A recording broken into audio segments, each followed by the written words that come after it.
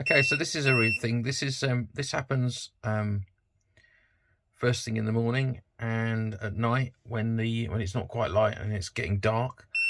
Here it goes again. And I know it's caused by the solar panels because there's nothing else plugged into it.